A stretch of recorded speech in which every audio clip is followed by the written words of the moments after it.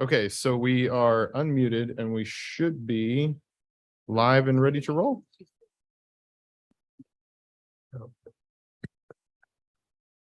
All right, well, we will call to order the Riverside City Council work session, I should say, Riverside City Council work session for Thursday, October 12th, 2023 at 6:06 p.m. If you would please all join me to pledge allegiance. I pledge allegiance to the flag of the United States of America and to the republic for which it stands, one nation, under God, indivisible, with liberty and justice for all. Thank you. Madam Clerk, would you please call the roll? Mr. Denning? Mrs. Franklin? Ms. Fry? Here. Mr. Joseph? Yes. Ms. Lomach? Yes. Mr. Maxfield? Present. Mayor Williams? Here, Move to excuse. Second. we have a motion to excuse Mr. Denning and Ms. Franklin from tonight's meeting. All those in favor signify by saying aye. Aye. Any opposed, say nay. Members are excused. Mr. Manager, any additions or corrections to the agenda as presented? No, Mr. Mayor. Move to approve. Second. We have a motion from Mr. Joseph and a second from Mr. Maxfield to approve the agenda as presented. All those in favor signify by saying aye. Aye. Any opposed, say nay. Agenda is approved. We will move right into the first work session item, and I'll turn it over to the city manager. Thank you, Mr. Mayor. We have a couple of presentations this evening. The first that I'd like to introduce is the Downing Group. We've been engaged with the Downing Group for several months now on a few different scopes, not least of which includes kind of looking at and evaluating our Community Improvement Corporation, the current status of that, and trying to look ahead about how we maybe proceed with bringing that back and utilizing it in another way. So, gentlemen, I'll kind of defer to you, and I know they have a presentation here as well that I will share with our online audience.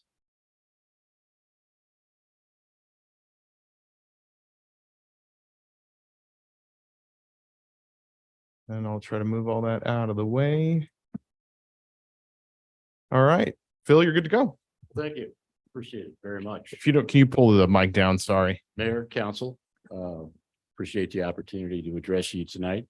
I'm Phil Downing and I have my associates Chad Downing and Derek Williams with me. We really welcome the opportunity to chat with you about the CIC and answer any questions about the work that we've completed thus far. As Josh said, we've been engaged under a contract that Jobs Ohio also contributed to for roughly the past year. And I think the results of that contract, which are forthcoming very shortly here, particularly with regard to the buildings, this building and the property adjacent, will shed some light on how the CIC can be very useful and play a role in kind of stabilizing and moving these facilities forward. So our team, I've been involved in economic community development and housing for over 40 years. Been in a variety of roles, been on both sides of the table, if you will. I've done development on my own and had the opportunity to work for a national nonprofit and stepped into the role of providing advice to nonprofits and communities with regard to building housing development organizations and strengthening the nonprofit base and literally the delivery system that kind of underlines an active real estate market, particularly on the residential side in communities. Obviously, you're familiar with challenges in your community and the opportunities. When I sat out in the parking lot a few minutes ago, kind of gazing over at the Air Force Base and knowing in the back of my mind that prior to COVID, you were seeing 1.2 million visitors into the Air Force Museum. And now that number is ratcheting up. You're getting closer to a million. You know, the opportunity really just jumps off the map to me. So we're really excited about the ability to utilize the CIC as a catalyst to help reposition problem properties. And CICs, as many of you know, because I know a lot of you have gone through kind of this discussion on the history of, the efficacy of, and potentially the utility for the city of Riverside. to reinvigorate its CIC. And then always the question is, and do what? Okay. So CICs have a variety of powers that they're provided under 1724. And you all actually were early on and created a CIC in 1982. I think it had a couple iterations, name changes, became dormant, was reinstated. And This one's on. okay, that one's back. Basically, you still have articles of incorporation that state the purpose in general terms. And those types of things really create the ability for you to have a program that is a public-private partnership outside of technically the auspices of the city. It has rules governing how it can transact properties, how it can acquire properties, and then move them on back into productive use. So we're going to give you several examples tonight of how we've been able to use 1724s in other communities very effectively. And there's kind of, two areas that the preponderance of the work has come out. And one of them is really in the form of land banks. And land banks in Ohio were created a little over 10 years ago. And were very, very effective tools as we came out of the downturn and the foreclosure issues that we saw over a decade ago.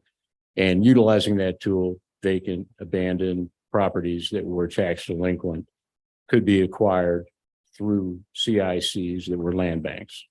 And that tool has been put to use. The Montgomery County Land Bank obviously is very effective, plays that role here. In other communities where there's been a gap kind of in the delivery, we've been able to effectively create CICs that work under the umbrella, if you will, of the county land bank and really focus on the neighborhoods, the issues, the specific things that need to take place. So land banks also can provide opportunity for looking at properties that, for instance, the Danis site, properties that have become problem properties. Those properties have to have actions taken, and 1724 corporations can actually step in and utilize those powers to be effective in realigning those properties. With that, I want to kick it over to Chad and let him talk a little bit about how he's been able to take a 1724 corporation and effectively utilize the property that it owned and invigorate the corporation into a self-sustaining type of activity. Good evening, Council. Again, excited to be here to talk about this great tool. We really look at community improvement corporations as the way for communities to take charge of their properties, their surplus assets, and put them into a model that they want to see happen. And the great thing about CICs is they can transact those properties and utilize the revenues from that to additional property development, helping to promote development or additional community programming, whether that be for small businesses or other activities. In the city of Trotwood, where we've been engaged here for the past 10 years, and I'm currently the executive director of their CIC, we've actually been able to make that organization self-sustainable. There's an original little bit of funding that went into it, but through work of real estate development, through sales and transactions to qualified developers, we've been able to stand up that organization, and now it's beginning to do its own development work. And we believe that Riverside has the same possibilities with the availability of land and the type of structure.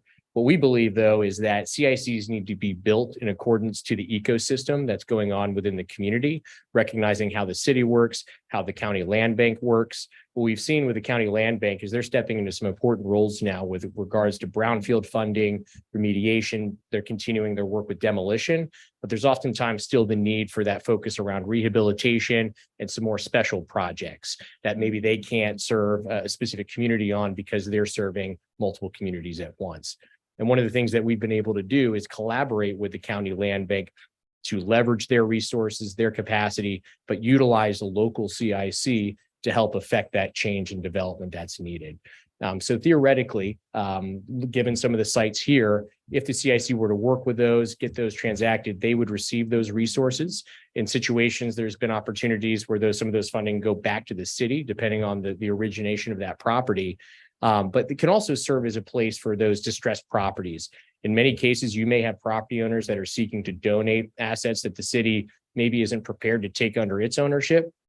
But the CIC, especially when formulated with a 501c3 nonprofit status, can really help get those properties out of a questionable disposition or one that's struggling to be additive to the community and actually brought into the CIC to be redeveloped. CICs and land banks were geared towards holding property. They are tax exempt when they hold property that's gone through tax foreclosure, and they can apply for tax exemption as well. So if you have a long-term play, it's a great place for the community to be able to hold assets. But if you see an immediate opportunity, the benefit of that is it can work more at the speed of business. Given the opportunity with real estate changes in the market dynamics, both macro and micro interest rates, as we all know, sometimes speed to market is really important. And being able to work hand in hand with those developers is one of the key benefits of a community improvement corporation. So through that, again, using Trotwood as an example, we've now been able to resource that organization to be able to have multiple staff, all through real estate transactions. And now, again, it's redeveloping some of its own real estate, whether that be single family homes. We're redeveloping 3 homes right now with a goal of a completion of 7 by first quarter of next year. And we're also rehabilitating a 2 unit commercial property. And the benefit of this is oftentimes you have those site seekers looking at the city for solutions. And sometimes you run into challenges with working with private property owners who maybe aren't willing to work with the tenant on tenant improvements or lease rates. This gives you the ability to help bring those end users that you need into the community. In Trotwood, in that commercial example, that redevelopment we're doing, we need more healthcare and medical access, especially as we have a strong senior community. So we've been able to work to bring a healthcare organization that's going to have a doctor's office and a pharmacy right there in an underserved area. They couldn't have made that work with some of the private property owners because they were either unresponsive, weren't willing to do the work that's needed to make a pharmacy work because of the additional code requirements. But with the CIC, because we're seeking not only a return on investment to be sustainable, but we're really seeking outcome. And that's the benefit of having a CIC at your disposal, is you can help drive outcomes based on through real estate transactions. And the benefit also of CIC is they can do so much more. They obviously have the ability to leverage funding, resources, get bonding. If it is established as a 501c3, it can also act much like your own community development corporation and work with community development finance institutions to bring additional resources that otherwise may not be available to the community at this time. So it begins to open up a whole new world of opportunity for how community can conduct development, but it helps that it's working hand in hand with the city. That's the real benefit of a CIC. In many communities, you may have a CDC that its own self-mission and driven. It may work in cooperation with the city, but the level of cooperation that you have between a CIC, which is effectively established by the city and for the city, gives you that real leverage you need to be able to take on that property and get it to that next disposition. When we look at community improvement corporations, again, when I mentioned the ecosystem, that's critically important. Looking at the ecosystem as far as organizations, but also how does the city want to move forward with whether it's distressed property or different types of initiatives. And one of the things that we've done, and we're working with other communities to do this as well, is tailor those community improvement corporations to the needs and opportunities of the community, recognizing that there's challenges. Again, Dana's site, other distressed properties, CIC is the perfect holding entity. That's what the state created them for. So our recommendation is always looking at how a CIC could serve both as that nonprofit entity, but also as that holding entity and development entity in place for acquisition of properties. And Chad, not to interrupt you, but are you all familiar when they say the Dana site? Do you know which one that is? It's okay, just for folks who may be watching, it's the old, basically abandoned partial landfill just north of Springfield Street, around the corner from where we are here. And again, that's a site that right now certainly sits in a position of distress, of abandonment. And that's where a CIC, in working with the county land bank, the county land bank could be in a position to take on some of the work. But oftentimes they don't want to, while they're called a land bank, they want to bank that land as the county entity. but they'll work with local jurisdictions who do have a CIC to take those properties through those correct channels if they have a holding pattern for it. And through our analysis and looking at the vision and the mission and the great work that was done on the comprehensive land use plan, which is really going to serve as a great guide for the community, we see that site as obviously lending itself to the future of Riverside's development. So a CIC could be a real key to that, but not only that, the other key sites that you've identified in that plan. And quite frankly, the perfect time to begin looking at an organizational capacity tool like a CIC is right after having a plan that you guys spent so much time and effort on. And having read through that plan, I think it came out to be really great. And so you should all commend yourselves on that work, because not every community has an updated land use plan, and that's always a challenge. So again, I've talked a little bit about the development ecosystem. Again, one of the added benefits, we've mentioned Jobs Ohio. Jobs Ohio, we worked with them to help establish CICs and to bring this tool to bear for communities that have the need for this. And they have additional resources, which the community could be of benefit to. One being, and we've already used the planning grant, but this now makes the community eligible for the inclusive or the Vibrant Communities Grant, which could be $1 million to $1.5 million grant for a specific project that's needed. So luckily, our planning grant looked at multiple sites and opportunities. So it really puts Riverside in a great position for that funding.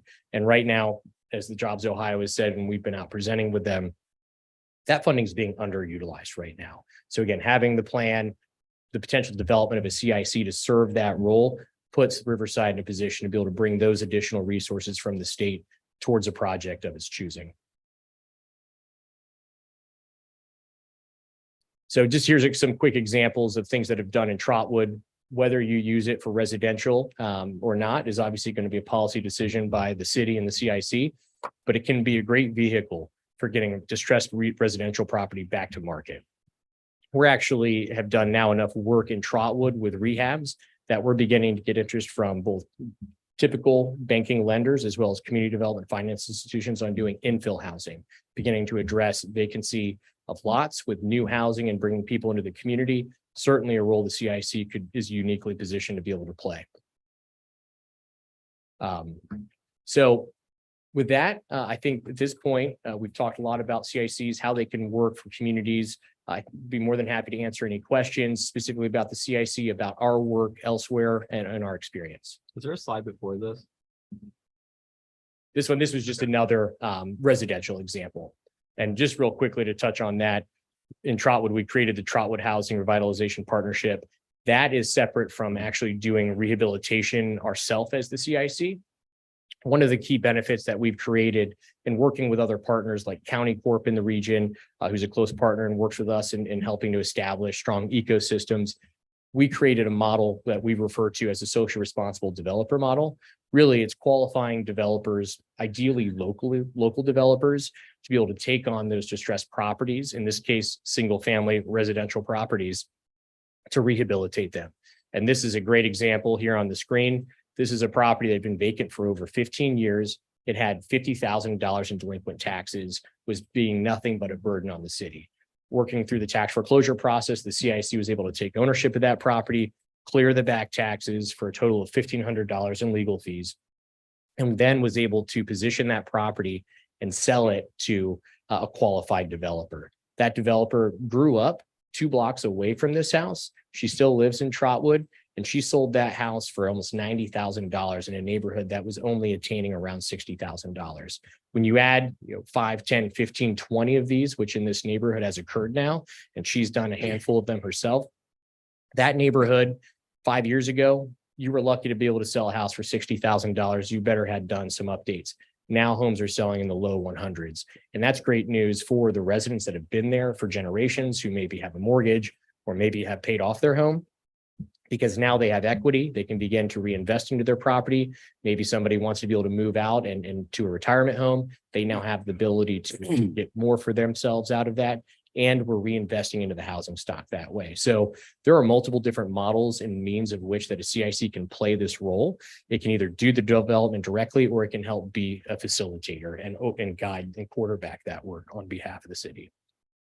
And to make this point as well, it's important to note that CICs don't operate outside of the collaboration of their community development team. I mean, they're working hand in hand ideally in a correct and appropriate model. And that's how we design CICs, is to be a part of the team, be almost effectively embedded in the city, and be that vehicle for the types of change for those types of properties. Can I make a few comments? But yeah, a lot of the work that Chad is talking about aligns perfectly with the comprehensive plan. We heard a lot from our residents that they want to be able to buy homes in Riverside. They don't want to move out. They want to stay here, but they are having difficulty finding homes that fit as they are aging and getting older, or their family is, growing up and they're getting bigger. So we have properties that we own in Riverside, or there's vacant lots. So having this model will allow us to build infill houses and serve that need that we have in our community. So this is lining perfectly in the direction that we heard from our residents and from the community. So just wanted to make those few comments. And that's a great point. And something else I'd like to add too, having looked at the map and studied Riverside deeply, there's many places where aggregation of sites could change the potential disposition of the corridor, or of the immediate area. And that's something that CICs are positioned to do as well, because they can hold properties, they can acquire properties. They're perfect when you want to go out and let's say you have a residential lot that you own. You want to get this distressed commercial property, but that commercial property isn't big enough for the type of outcome you want. Using an example in Trotwood with the new division courthouse that went in, that property that we had there was not big enough to accommodate the needs of that site. However, there was a long vacant, never developed residential property that had never paid property taxes sitting right behind it. We were able to acquire that a quarter to half an acre of a property. And then we had enough space to be able to welcome in and build out the type of court that was needed.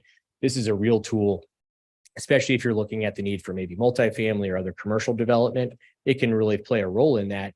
And the benefit of that is as well, when we think about resource and revenue generation for the city and the CIC to do more work, now you're taking low value properties, repositioning them to be higher value, and now making that transaction.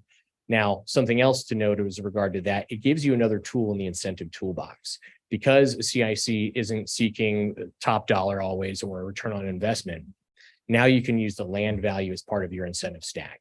So if you need to help encourage and incentivize somebody to come in for that aggregated site where you might have sold it, let's just use a number of $100,000, you might be able to provide an incentive of $25,000 or $50,000, sell that property at a lower rate to get that in there. That's a tool that you wouldn't be able to have as a city. That's a tool that you probably can't encourage private property owners to do as well, because they're seeking their best interest as they should. But this is another added tool to having a CIC in the toolbox. It gives you more flexibility, more ways to work with individuals, businesses, and developers alike. So let me ask maybe a basic question here. Mhm. What is the ask? On an early slide, it looked like the research is that we already have CIC legislation. Great question. So Okay. what we're recommending is that the CIC is effectively dormant right now. But it's not unincorporated by the state yet, which is good news, because oftentimes we've had to come and reincorporate them. That can be a long time frame. The good news is that you have an entity that's effectively sitting on the shelf right now that you could turn on and gear up for the needs that are outlined in the market study, the land use plan, and begin to get to work right away. What our recommendation here is tonight is to take that tool off the shelf and put it back to work for the benefit of the community. And what would that entail? I mean, you're a business. Yep. So like, Mhm. what is the relationship between your business Mhm. and a CIC model? Absolutely. So what we do oftentimes is serve as a consultant, and that can vary in scope. And what we often do is have scopes that evolve or are limited based on the needs that are there. So what we would be here to do is using our experience and expertise is to help stand up the CIC, get it reestablished, go through any of the paperwork, the process, get the board familiar and the policies back in place so that you've got a ready working organization. And if so needed, we're also in the capability and have the experience to manage and run CICs. Oftentimes they don't need or qualify for a full-time employee because that's added benefits and costs on top of that. So utilizing a consultant like Downing Community Advisors to come in and fulfill that role can allow you to be nimble. And if you need to change your mind, that's just an ending of a contract and you move on to the next phase there. So it's a much more flexible way, and we can bring our experience and connections across the state to help make it as much as successful as possible. Effectively, you wouldn't be starting off with somebody who's learning the ropes. You'd be working with somebody who has that experience and knows all of the ins and outs of how to effectively use that tool. Okay, thank you. Absolutely. Could you tell us what the seed money that the city of Trotwood used for their CIC? Looks like it was incorporated 10 years ago. Yes, sir. They only gave about $30,000 to $40,000 at that time, and that was enough to hire at that point an executive director who was focused more on actual economic development work. But through that, they portioned out a piece for us to be able to come in and do that work. Now, that was a very slow point in the CIC's existence there, but what we were able to do was get a list of properties. Back at that point, there were vacant properties everywhere in the community, so it was a low-hanging fruit, if you will. But throughout time, the CIC was able to then sell those properties to those qualified developers, usually making $5,000 or $6,000 to $10,000 per property. And before long, you had doubled the amount of money and then tripled the amount of money. And then the CIC was able to take on additional initiatives, engage us further. We've, since our time helping to reconstitute the CIC, which was our first scope of work with Trotwood, they brought us back in to be the dedicated housing consultant. And then through that work of developing the organization more and having more trajectory, in 1 year, we sold 45 properties. So we're almost selling a property a week at that point.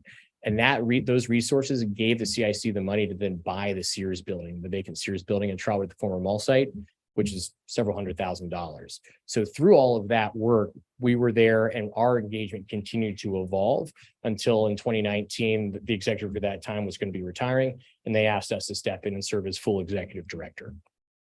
So again, when we talk about scope and how it can evolve and meet the needs of the organization, the new opportunities as resources are available, that's how we were able to help elevate the CIC in its mission work, but how we were also brought along as a consultant to elevate our work engagement with them. In other communities, Sydney, Ohio, we're working on right now with getting their CIC back. We actually just got its 501c3 status. Their focus is solely housing at this point. So our role there has been limited in getting the board updated to where it needs to be fitted to serve its mission. And right now, they're in discussions about what's the management process for that. And they're considering working with us instead of bringing in somebody who doesn't have the experience. So there's a lot of various formats. And that's one of the key benefits, quite frankly, of the CIC, is that it, again, can be formatted to fit the needs and missions of the organization. Are you the sole employee of the Trotwood CIC? So we operate as a consultant. So we have a consulting agreement. So effectively, Derek, who's our newest colleague, he works with the CIC. Phil does as well, but I act as the dedicated front facing for the CIC, but we're as a contractor there, and the CIC acts as a contractor to the city, if you will. How much of an effect did the tornado cash have to do with all that development, though? It wasn't just, At this point, zero. None of the dollars dedicated for disaster recovery in Trotwood outside of individual recovery and demolition work has actually made it to the street. Right now, we are in the process in Trotwood of 3 multifamily developments that are from the disaster recovery, but those won't start until sometime next year, if we're lucky. I know it's different money. It is. And candidly, one of the other benefits of a CIC right now, and Phil, we can have you talk more about this, but as he would say, in his career, there's never been as many resources out in the world for housing, community, and economic development as there is now. The state of Ohio has been a real leader in helping to establish new programs, one of which I think could be a benefit if housing is a choice for the city, the Welcome Home Ohio program, which is geared for CICs and land banks. And that's money to help buy property, whether it be in a lot, distressed property, and then put actually rehab dollars in and help mitigate any gap that there might be as you begin to start the redevelopment process. So right now is a time when there's opportunity as far as funding resources that there hasn't been in years past, and there may not be again in the future. That whole complex of the library and the courthouse and all of that was really a package deal, wasn't it? In With the Trotwood? with the library and, So they all came in individually, but they recognized that it was the right location for them all to be. The library was of several years in advance. That opened up in the middle of COVID, and right about that time was when we were having the discussion with the county courthouse. All that land, though, was distressed land that a private property owner for years had abandoned. And it was some Trotwood landowner. We filed foreclosure on those properties. Then the CIC got ownership of it. So we were able to work with those. well, I was partners to gonna bring it say, together. I don't know the details, but Mhm. I've watched that evolve. Yep. And that's all part and parcel to the CIC. And actually, we were able to subdivide, separate out the land so it fit exactly what was needed for those users. And in many cases, if needed, we were able to lower our price to make sure the numbers fit in the project. Just one other question, who paid for all that street repair and making all the streets beautiful? In The fact- Trotwood? Yeah, the top, That's a new income tax levy. I thought so.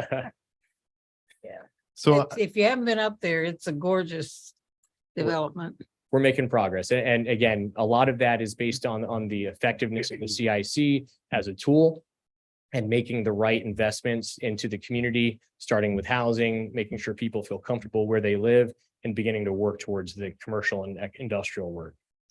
And a very cooperative council. That's right. Absolutely. So I want to thank the Downing Group for their time and attention to coming out and kind of explaining a little bit more about all of this and to download some of the work that they've been doing. I think the big takeaway for us at this point is that we have the advantage of having some of this infrastructure on the shelf, so to speak.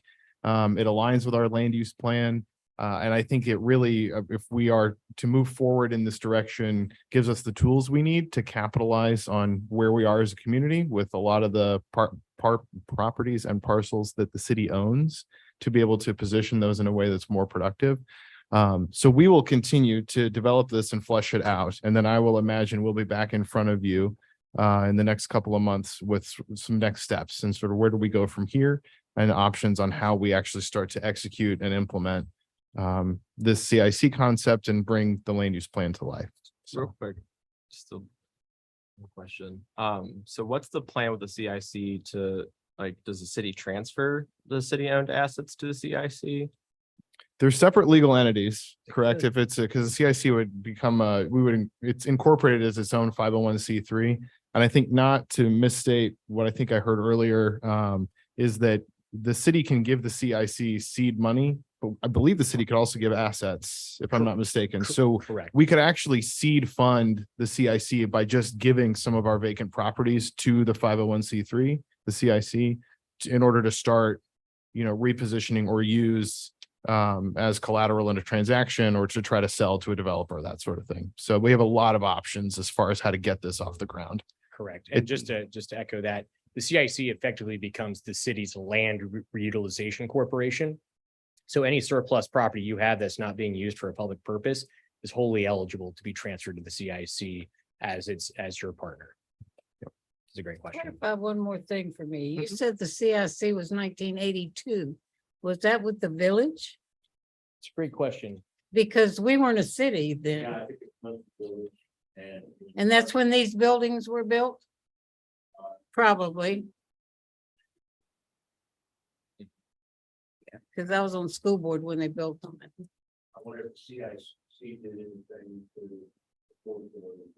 Well, I don't know, I was on school board. I just remember we had to approve their tax abatement.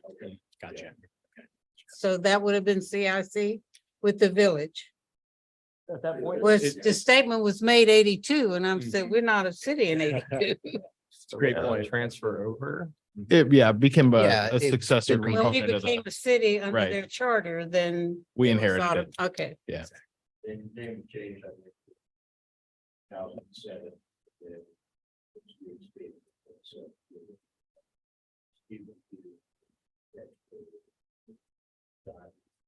Just clears up.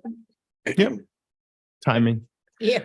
Well, thank you, gentlemen, for all your time today. I really appreciate it. And we'll be back in touch in the next couple months. Mayor, council, thank you so much for your time and attention tonight. We really Thank appreciate it. you.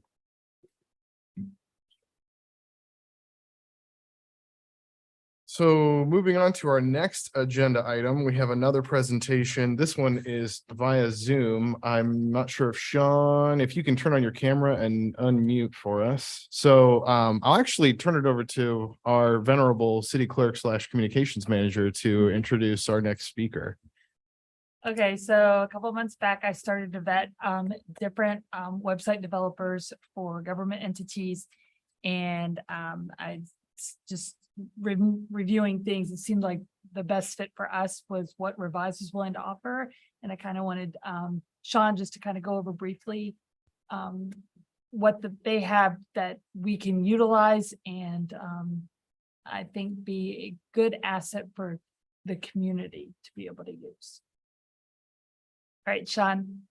Sure. Hi, how's everyone doing? Great. All right. Yes, so yes, I was working with her as far as looking into the site, and here I'll share my screen with you so that way we can actually look into what this is and what we were going to plan to do with everything. I might have to get permission to share my screen with you so that way you can see. No, share screen Oh, under here. there and then multiple participants. Thank you, sir. Is it working for you now? Yep, I think so. Here. I'm a Teams guy, so I forget this stuff. All right, so can you see my screen okay here, the smiling faces and all that? Yep. Okay, perfect. So it just so that I can give you the background as far as what Revise is. So we're actually a municipal website provider for nationwide. We have thousands of clients. We've been doing it for 25 years. And so what this is a content management system to allow you to make all the changes in-house for all the aspects that you need to do for the website. So as far as the designs and all those portions are concerned, we actually have that in-house, and we're based out of Michigan. So we're actually fairly close, and we work with a lot of people in Ohio. So I pulled up a couple of sites so that way you could see kind of what the designs and aspects are here for what we do with the pages. But the most important things that we're going to be addressing for the site would be making sure that you have the mobile responsive design. You're going to have the ADA compliance mandates for websites and government entities. So like being able to change like for red, green color blindness or keyboard navigations if you can't use mouse, that type of thing. And then just being able to actually look into the search engine optimization and other applications and aspects that are things that you need currently that we can address pretty specifically as well. So you'll be able to control everything in-house so that the administrator will be able to do that. And then each of the departments could actually add in their own pages, their own documents and elements, and we host everything redundantly for you and handle all the security aspects as well. And you have an entire team that's dedicated to the site. So I pulled up your site here just so that way we can kind of showcase as far as what we were looking into specifically on your site for applications and aspects that we'll be able to change. But as far as like the design aspects and what we can do with the pages, like this is North Royalton. I don't know if everyone's familiar or seen certain sites around and done little comparisons, but with this, that you'd be able to have basically any type of structure and you know how things move, how dynamically you want things to be run, large menus to get to anything within one click. All that's going to be a part of how the site is designed. Being able to do translations directly on the page, so you have multilingual elements on this as well. So just as examples for this. So, and while they were speaking as far as like the economic development and all of those, we actually work with a lot of people in Ohio for that. So we work with a lot of the counties for the creations of their front facing elements. So when you're doing the housing authorities or economic development groups like Blue Ash Advance, this is their site here.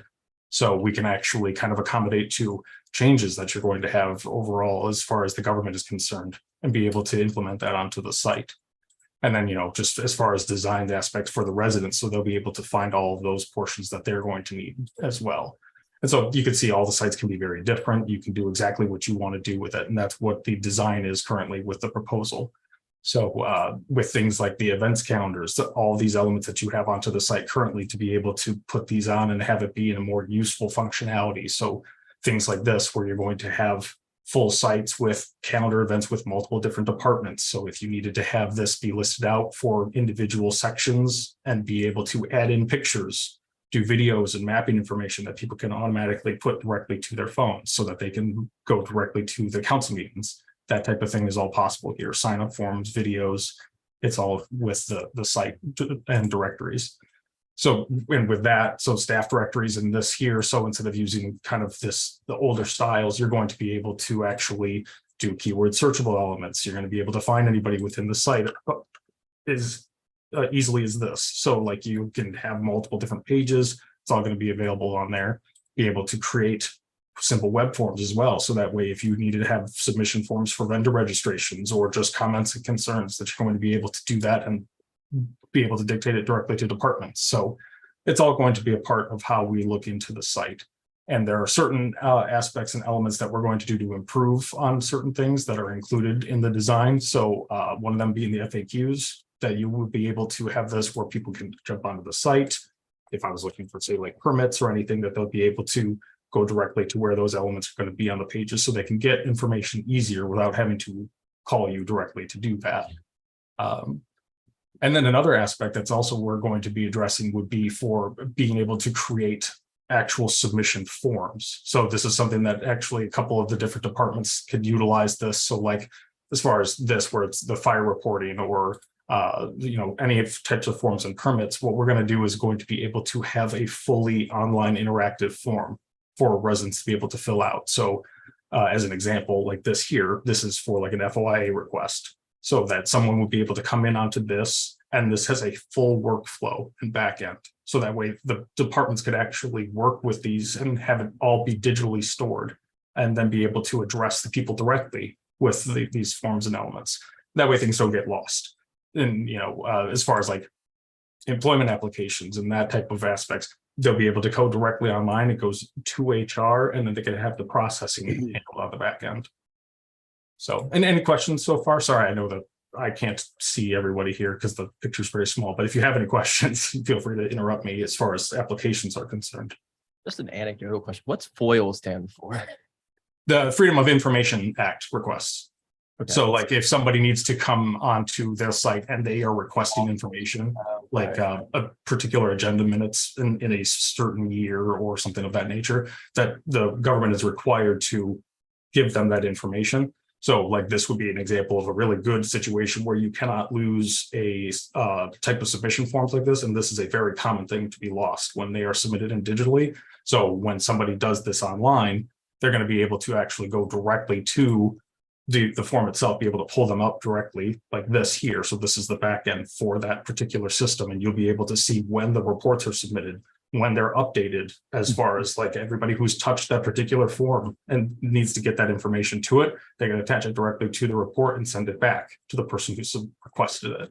So that's actually a very common use case for this. Okay. Any other questions? Yes. So would you be able to handle then reserving park shelters, for example, with a calendar and schedule and taking payments and whatnot? So we can actually do that. So that's an optional application that can be added to this particular module. As far as the proposal is concerned right here, I'm not sure that it has that particular module into it, but it would look something like this. We could definitely add it, obviously.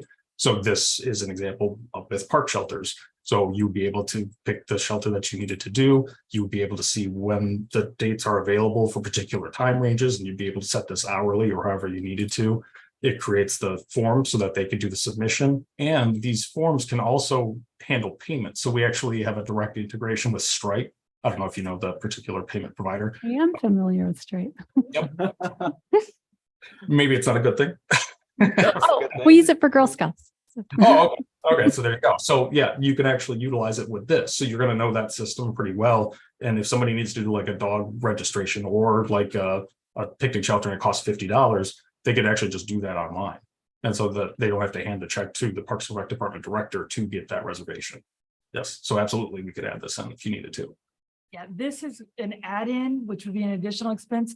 And I think we'd want to review with Becky and basically look at the level of park reservations. Obviously, if we're not bringing in a ton of money just to do those type of reservations, it might not be something we want to do right away. But as, our parks maybe get more utilized and we get better things, we get improvements there that people want to come and spend more time there.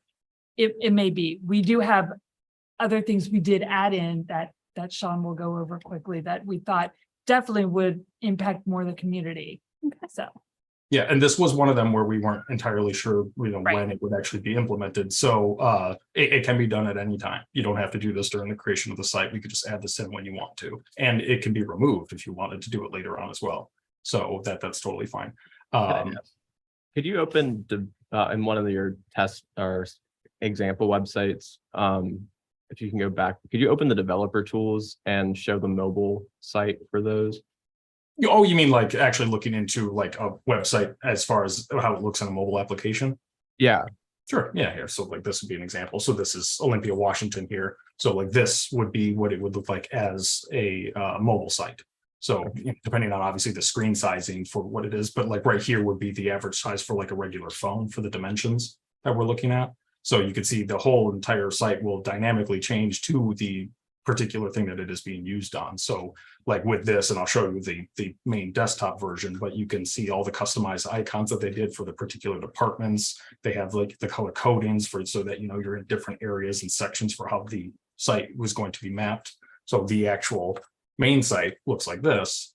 And then if I was actually looking into the services, you could see all these as well. So is this what you were referring to? yeah, I just wanted to see like your mobile responsiveness for your sites. Sure, yeah. So like with all of those, and as far as like if it was a tablet, so you can see that the entire structure can be different. So the icons and everything will be changed. So if somebody's using a Samsung tablet, they would be able to see it like this. That's right. Like that's easy to maintain with the CMS like platform in the background after it's established. If one of our staff members is coming in to want to add something or add information to a site, it's not going to be like making sure that the site stays responsive is really something that's going to be falling on our staff, right? No, yeah, that's all built into the structure of how things can change when you're adding in pages and everything. It's all designed so that way when things are added, they will also be mobile responsive. They will also have all those elements be integrated into that. So that way there won't be a situation where they can break something in that particular way. But even if that was the case, we have the entire team that's dedicated specifically to your site to make sure that everything looks exactly how you want it to. I like it. Sure. And actually, while we're talking about that, and I can go over the individual applications and the proposal itself, but as far as the back end is concerned, for like what you're describing, that you would be able to go on directly onto the site. You could actually even make edits on a phone or a mobile application. So you could see what it would look like when you do the mobile changes. But you could see when you're signed in all the particular elements and sections of the site, they're intuitively designed to have the little blue buttons so that when you want to change something, that's the thing that you're going to change. So if I needed the picture slider, I go to the picture slider, and you'll be able to have FAQs for what am I doing, virtual tours of the buttons. So like if it's a new person who would actually be doing the site and they've never seen something like this before, they would be able to have their hand held if you needed to. So, and obviously I could go through more of the back end portions of it, but as far as the useful applications and what we're looking into, we could focus on that first. But any questions about this while we're looking? How easy is it to like embed something into the site? Yeah, I'll show you. So if I wanted to say embed like a video, is that kind of what you Like something from or just any HTML code? Oh, yeah, sure. So if you wanted to do like actual HTML code wrapping and things like that, that's actually something here. So like when you were on a particular page, if you wanted to add in elements of that nature, you could actually do the source coding here. Okay. So like when you add that in, you could put that in as needed. But most of the embedding that usually happens as far as the regular things are concerned for like videos, it's just a button that you would actually recognize right away. So if I needed to do that, all I need would be without the sound to just take like the source URL and then it would embed it for you. So it makes it very easy to do that. Josh, the reason why I said that is when we go with like ClearGov, I mean, we're gonna be looks like we're running these projects concurrently.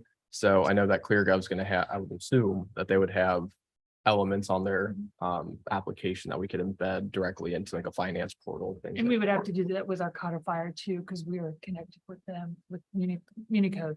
Yeah, I think just in general, we're very comfortable with how the CMS looks on the back end. It's much Yes. friendlier than what we use now. It's got all the flexibility, all the capabilities that we have now, plus it's Right. additionally, it's got more flexibility. And because, they are actively maintaining that CMS all the time, it's not, right now that falls basically on staff to try to move and baby that along. And so that will save us quite a bit of time and we'll have the assurance of knowing that somebody else is managing the product, you know, and doing that in a way that gives us what we need to communicate. So, And Naya particularly loves a lot of the things that this site offers. Yes. yeah, forms are a big win, I think. So, Yes, and that's one of those things where when it becomes available to have stuff like this, then a lot of things that were not capable of doing this before, they start really bringing people back onto the site. So like, you know, burn permits for fire departments, very simple things. A lot of times like that, they start becoming much more common. So that's actually why a lot of the time those like reservation systems like this, that this becomes a bigger deal, because like libraries use this for study halls and be able to rent out the rooms, or, you know, park shelters, obviously, or marinas with boat slips. There's all sorts of things that you could use this for. So it's very flexible on the back end to create whatever you need. For Sean, sure. can you show the sign up sheet where people can, you know, get emailed information or text information? And they could do their own sign up to be notified of different things that are happening in the city? So and what she's referring to it would be something that we could actually utilize as far as like not necessarily replacing Constant Contact, but like you actually have something integrated into the site design where you will be able to have people granularly sign up for whatever they wanted to be notified for, and then they can receive email and text notifications for that. So you can see like agenda packets, and if somebody wanted to have something, or they make a change to a page on the site, literally when you are on that page, you can send an email notification. So people who are filtered out and they've granularly signed up for that, they will receive notifications for it. So it's very easy, and it's integrated with the platform to do it. Do you have traffic management or like traffic views on the CMS? To see You like, mean is like actual like physical traffic, like with no, like website traffic, like who's going Oh. to what site, like what? Oh, Yes, yeah. Like analytics. Okay. So yes, we actually include Google Analytics as part of the design here. Let me show you. So as part of the proposal here, that's actually one of the included elements would be to have Google Analytics as a part of that. So you would just be able to, we give you the API to tie in. You'd see exactly what you need to for all the different pages of the site. On your website, you talked about, or it talks about Clark County in Nevada, so like the county where Las Vegas is in. It was very like focused on like pinpointing where our residents are coming into the site. So I like the fact that it was focused a lot on, or at least your write-up was focused a lot on right there up at the top. So it looks like, from what I can see here, like top topics, you have like report an issue, pay taxes and fines. And we can look at the Google Analytics, see like if somebody's visiting the city of Riverside's website, what are the 3 clicks that they're making on the site? Or we get info on income taxes? Do they need to file a permit? And kind of tailor our solution to having that right there, so people aren't scrolling or having to call. And if they're going more than 4 clicks, they might be picking up the phone and just calling you because they get frustrated, right? So I like the fact that like the company is kind of centered in on where our residents are going, and I would hope that we like tailor our solution, see what our current traffic looks like, and build something to where 50% of the people are coming on to do these 2 things, that they don't have to go more than like a second to find a button to do that. Yeah, exactly. So that's actually as far as best practices are concerned for the creation of the site. So during the initial design, that those are elements that we go over for what it is and how people actually navigate to things. So like the Olympia is just a good example where that was something that was very important when they were actually doing the design. So you can see where they have like very big icons here, or even if they just go into a more granular sort of mega menu search, they can find all the subcategorizations within the site, so they can get to anything within 1 click. Because you're right, basically, as far as like if you have an extra click, you've lost about 50% of the people who would continue on. So that, and they're just going to call you, and that would be something where the site can be really designed around that type of that through line. Absolutely. Sure. and Sean, it just Sorry. sorry, I didn't mean to interrupt you there, but just to clarify too, the onboarding process or the conversion process it's collaborative in the sense that we will basically tell you which pages we think need to be imported, if you will. And then we have the flexibility to work with you and your team to flesh out other pages maybe that don't exist yet that we would like to see And I assume that you've got either boilerplate language or some templates we can use to help design those elements, correct? Yeah, a lot of times, so during that initial stage of like, actually, what we will do is we will be migrating all the material that exists on the current site. Actually, I think what we were looking into for the proposal is doing the documents for that, not necessarily the pages. That it looked like this was something where you wanted to do kind of a clean slate for all of the page designs and where they're going to be. So here, I'll show you somebody who's, say, working onto their site, and you can understand kind of how the process would work. So right here, what we're looking into would be a support portal. So like, this is the team dedicated to Ray, North Dakota, and how they work with their site. So when they actually went through their design process, that when we did the site mapping and migration and the kickoffs for like how they're going to do the design, we go through step by step for how we're going to be able to map that out. Here's different examples for like site mapping that you could do with particular types of styles. So like if you need to do Excel, could really kind of get that involved, that we could do that. And we go through those as far as like multiple revisions to make sure that that's exactly how you want the site to be laid out. And then obviously that ties in really well with what you know the site is going to be designed to look like. So that way you can really kind of tailor fit for what you want to do as far as a custom design is concerned. If that answers your question. Cool. Yeah, that's perfect. Yeah, ours will be custom. Yeah. Yeah, like that. We need So- one with the drone. Yeah, I think the fire department has one actually. But no, I think the next step here is that we have the proposal in hand, correct? We do. And I believe all we're doing is just lining up the funding source, and Right. then we will probably have a resolution. On It's the November. on the meeting, November, first- yep, First November meeting. to move in this direction. So Absolutely. So yes, as far as if there's any questions about any particular aspect or adding in a particular functionality, so I will actually update the proposal so that way it includes the facility reservations as an optional line item. So that way we could just put that in as far as the start of the design. We could do that for you. But any other questions as far as like the back end or any of the particular applications that are included on the proposal currently? I do have a question about the calendar. You were talking about having the option of having different views of the calendar, Yes. like So- where you have event, city meeting. Would users be able to subscribe to those subcategories? As far as like when you're talking the calendars here for when you're looking into something like this. For the email and text notifications.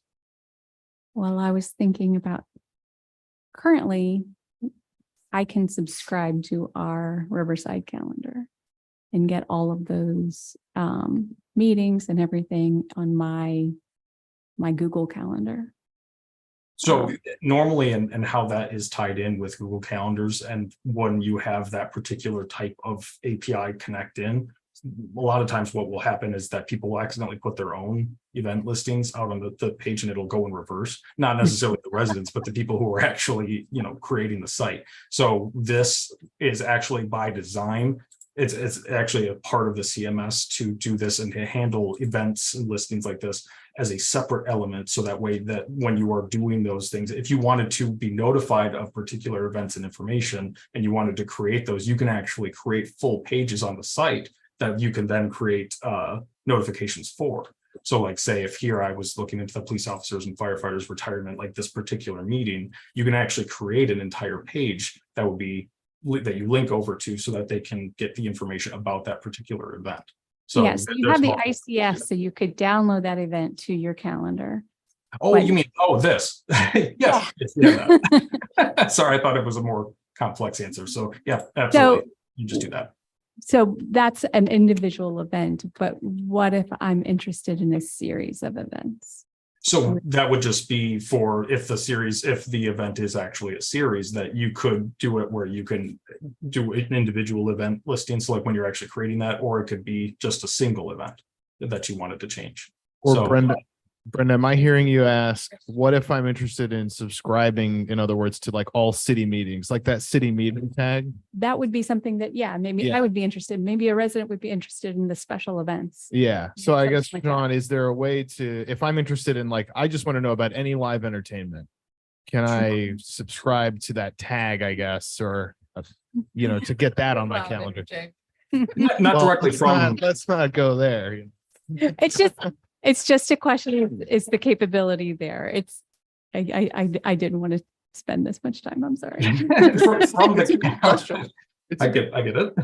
From the calendar itself, but in particular, that the CMS doesn't work in that particular way, because a lot of times what these calendars are connected to is to a particular department, where most of those things are actually listed as far as like being able to do those signups through something like this, where somebody makes a page change here on a particular section, and then they link to it from the calendar, so that way you actually get the informationals here. So like that way people can do a more granular thing of what they wanted to do. Or there's also a particular municipalities who do things like this, where instead of actually having a calendar, that's the only way that they do the listings, they use something of this variety. This is called a multi-use listing directory. So right here, what we're seeing is actually like for municipal facilities specifically, where you can actually get like the mapping information and all this. But a lot of times actually people will utilize this for events, or like creating specific categorizations on this, and then having things be able to do notifications in that way.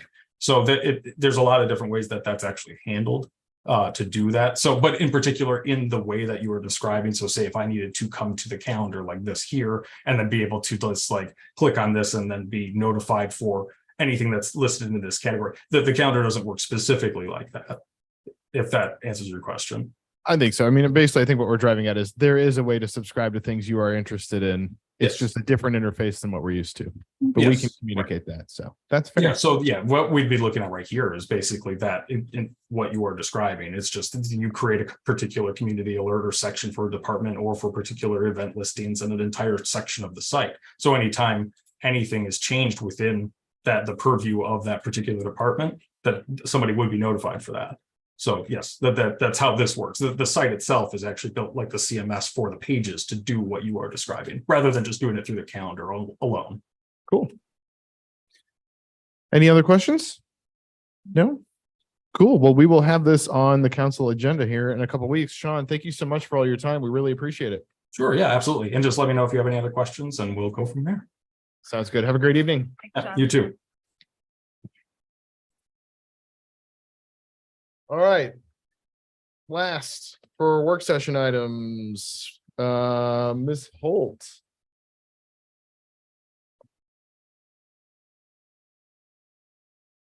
Is the clicker still up there? It is. Okay. Yep. I think it'll work. But you know what? I should be a good city Yep. manager and actually share the screen, shouldn't I? That's like 101 here, Josh. There we go.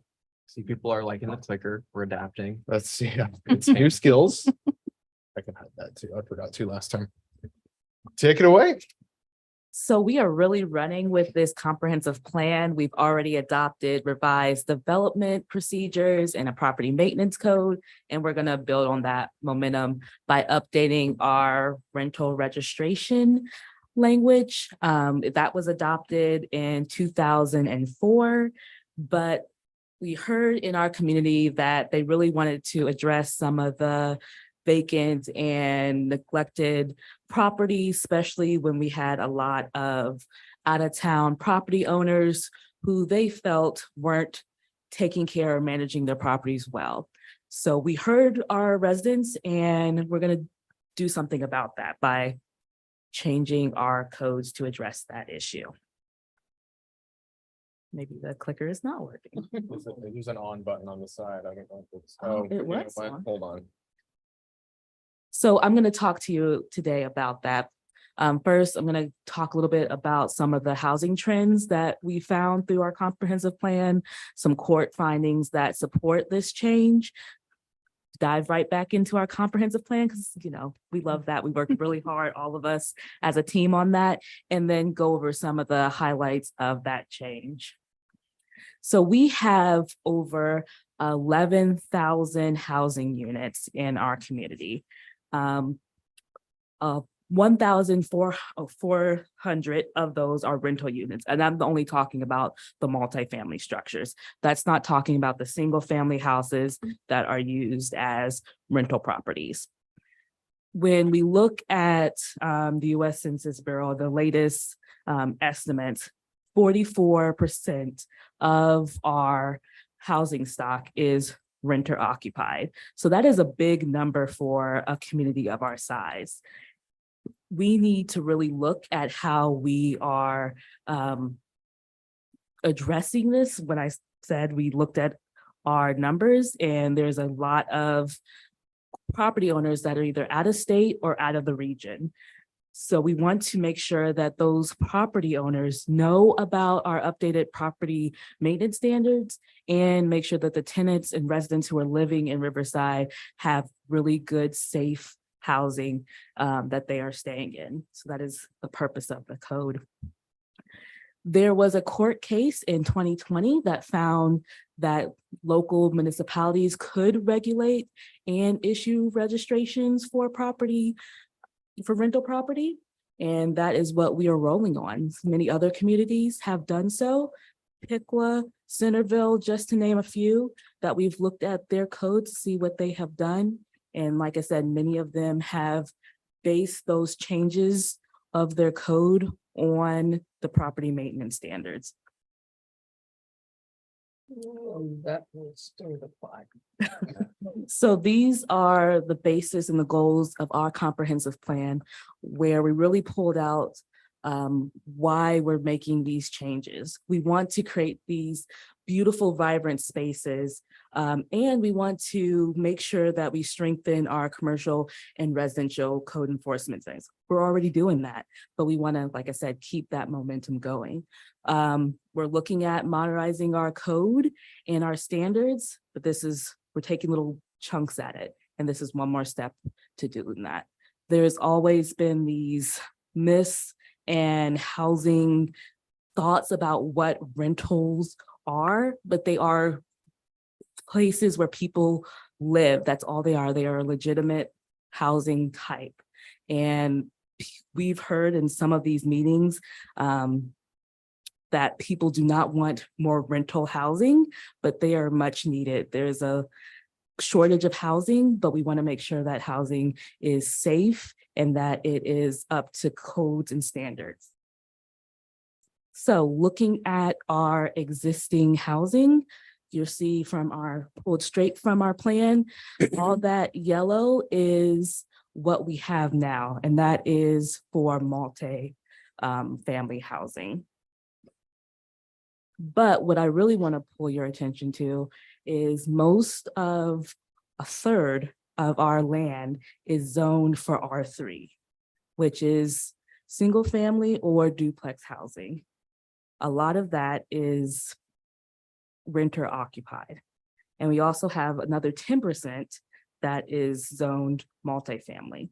So that's something we really need to look at, not as bad, but just something that we need to take a pause, monitor, and make sure that what is going in there is up to a standard and is the best quality housing for our residents. So this is how we're going to do that. We're going to look at our codes, make sure that we have revised inspection standards. Right now, it allows periodic inspections. We want to make sure that our property owners do a self-inspection. A lot of communities have a checklist, a very detailed checklist, that they have smoke detectors inside, that there's other safety measures. Are they ADA compliant inside? Like those kind of things are required of the property owners. We also have external inspections that meet our property maintenance standards. I'm going to keep bringing those up. And we're also going to add a fee schedule. We're going to make sure that they are, if they do not meet those standards, we may have a penalty for that. Because we want to, sometimes you have to hit the hot pocketbook to get compliance. And finally, we'll have what those provisions are that make sure that you are in compliance with the code. You need to be registered with Montgomery County because that is a state law. You need to make sure that you have let your tenant know that you are registered with Montgomery County. Give them a copy of your registration so that they know that you have done the proper inspections. So those are some of the things we're putting into the code to make sure that everybody is in line with our standards. So that's all I have. Any questions? I know I ran through it. Yeah, so I know that we have a vacant property. Yes. Ordinance.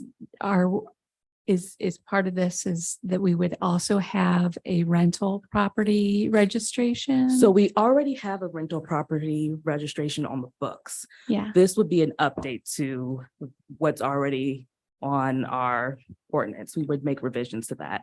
This rent or the vacant registration would stay the same. so already, Mhm. those who have a rental property do register with the city. of So it has Regis- not been enforced since, when we look back, since 2008. I would say our numbers are a lot higher than what we have. Okay, so going forward with these changes, then would we enforce it? Yes, so what we're looking to is, we want to find a new contractor that would, like we had Pro Chance before, who would administer this program and our vacant property. Okay. And then you had data for multifamily, Mhm. but you didn't have the single family Right. data. But this would cover those single family rental properties, correct? Yes, Okay. Thank you. yep, all rental property. Short-term rental, so like Airbnb registration, is that something we could potentially write into this? If that's something that council would like us to look into, we have not, this would cover long-term rentals. I know Pete, you and I talked about it. I know there's a fair amount of short-term rentals here in Riverside. Yeah, more than I would have guessed when Zach and I discussed it.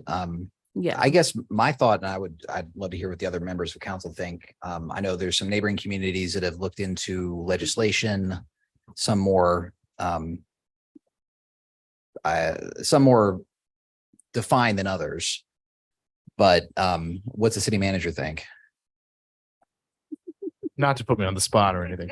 No, I don't want to sound like I keep punting the football back. I think in some respects, this is short term is a little bit more of a complicated picture than Yeah, long term. then I think I would certainly So, agree there. I think it is definitely worth a discussion. I know that I believe there were bills that were introduced in the legislature that specifically addressed short term. So I would recommend going forward. We are kind of already on a path as far as the long term requirements go. We can keep that in motion and sort of start, I think, a corollary side discussion about whether and how to address short term, and then to approach that in a way where we could pass a long term ordinance if council decides to do that. And then as we learn more about the short term situation, you could come back and just add another section to the same code and say, here's how we're going to tackle the short term. I know in my previous position, they did have separate ordinances for long-term and short-term registrations. So. I think on the short term, it is a different animal, but Mhm. I would also wonder on the enforcement capability. I think our ability to enforce the long-term rental ordinances that are on the books will come down to our ability to find a vendor that can effectively do that at both effectively being cost effectively and from a timeliness standpoint.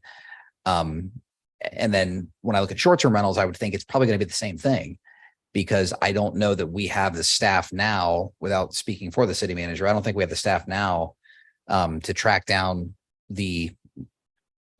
track down, catalog, and enforce the long-term rental situation on single family, multifamily apartments, et cetera. Because I think everybody would fall into that category for rentals longer than, I don't know what the state would define it as, 6 weeks or 8 weeks from short term to long term. But then when you move into short term, is there a Pro Champs or not Pro Champs because they went out of business? Is there a vendor out there that we could find that would be able to assist us in that endeavor as well? But I think on the long term side, we're on a good path here. I think all that is definitely something to consider going forward. And the other thing I think that we're looking at, I know that Ms. Holt mentioned it too, is that we certainly, I think, are trying to have an eye out to identify, certainly to bring you the recommended ordinance changes. And should those be adopted, then to start looking at contractors or other vendors that maybe can help us tackle more than one of these issues at the same time. The other thing that we can look at, that I think we will look at, is assuming we start setting fees, or rental registration fees, those sorts of things, trying to index those to our overhead costs to run this program, whether that's to bring somebody on board full or part-time just to go do inspections or other code enforcement, or to pay or offset the cost of a contract, those sorts of things. those are all part of the discussion that we'll have as this goes forward. So, Any other questions from council before we move on and thank Ms. Holt for her time? thank you. All right, thank you.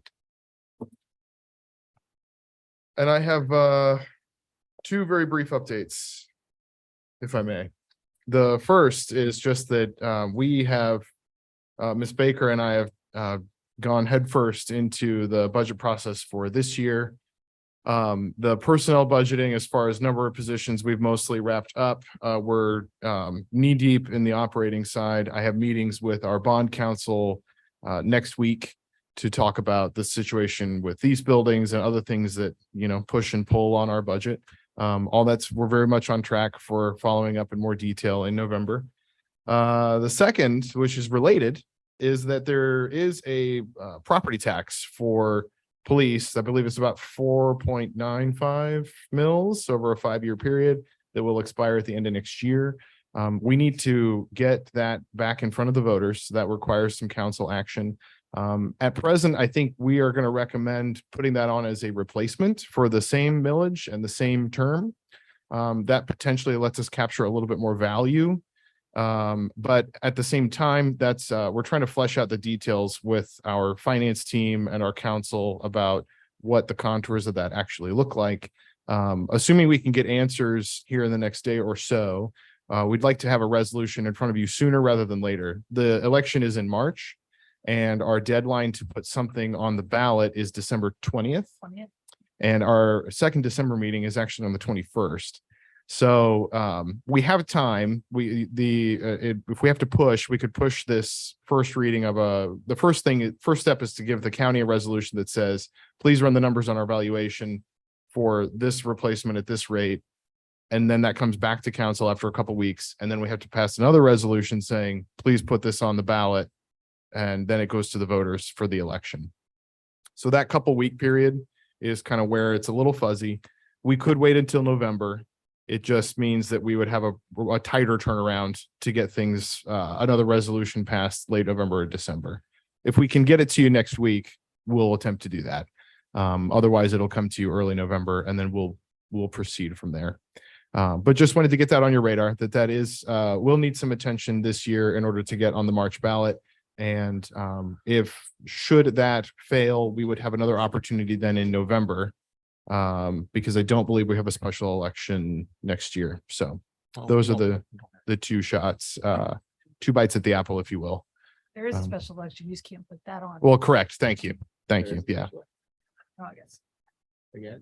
But I don't think we can have anything on it. So Yeah, we can't have this on it. at any rate, that's the update there. And that's all I have. So we'll have something in front of you sooner rather than later on the property tax as well. All right. Thank you, Mr. Manager. Any questions on either of those items for the manager? All right, we will move into council member comments. I'll start with Mr. Maxfield. And none. Mr. Joseph. Nothing from me. Deputy Mayor. Blood bank on Monday. Yes. Yeah. Yes. So I'll just piggyback because I was going to talk about it too. I just want to thank the community for your continued support of our blood drives. They've been a huge asset to the community in their blood collection efforts. We have a drive on Monday. We still have a lot of evening appointments open. So if you have time Monday evening, sign up. The link to donate is donortime.com and just search for City of Riverside. That's all. But they can walk in. Yes, walk-ins are accepted too. But we like Reservation. the registration. It makes the process a lot easier. You can get your questionnaires answered at home before you even come. So. All right. Well, thank you for doing that. Have you been doing this for 4 years now almost? Oh, it doesn't feel like it's since the pandemic. We started during the pandemic. Okay. Yeah. So that'll be 4 years in the spring. Well, thank you, Brenda. And at this time, we will go into executive session for the reason listed on the agenda. If I have a motion and a second. Second. We have a motion from Mr. Maxfield and a second from Mr. Joseph to go into executive session for the reason listed on the agenda. Madam Clerk, would you please call the roll? Mr. Maxfield, Yes. Mr. Joseph, Yes. Ms. Fry, Yes. Ms. Lomach, Yes. Mayor Williams.